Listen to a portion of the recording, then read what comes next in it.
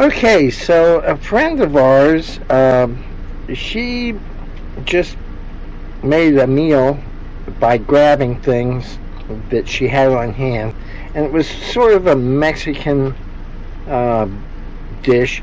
She added corn to hamburger. She had some macaroni and cheese, and but Sandy and I enjoyed it. But we're going to take it to the next level. So we're cooking up some hamburger here. We've got macaroni and cheese. Well, we've got macaroni going, boiling, and we're going to take some taco mix and add to this ground beef.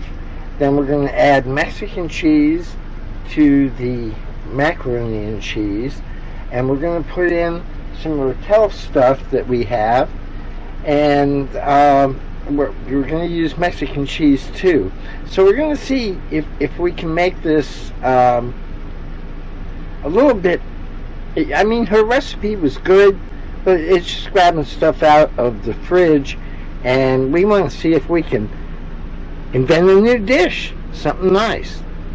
One of the things we're going to be doing with this dish is putting some of this Rotel in it, and it's interesting to note that Sandy found one can, so you see original, and then Hatch. Now Hatch, New Mexico, it claims to be the chili pepper capital of the world, and if you've never been to Hatch, New Mexico, you definitely want to go. It's an amazing experience.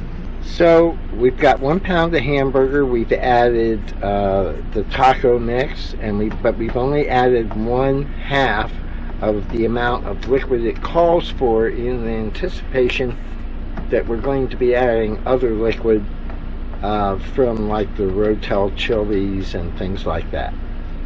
So we'll see how this all works out. And for the cheese, we're using Borden's 4 cheese Mexican mix. So about 1/3 of the pack of cheese and a little splash of milk. And here we go.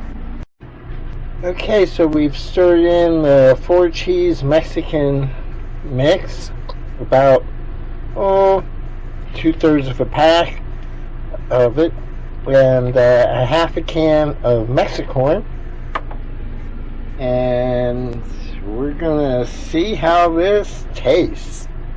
So I think we have success. Sandy and I are very happy with it, and you can add a little bit of taco sauce or salsa, or even some sour cream, and munch away.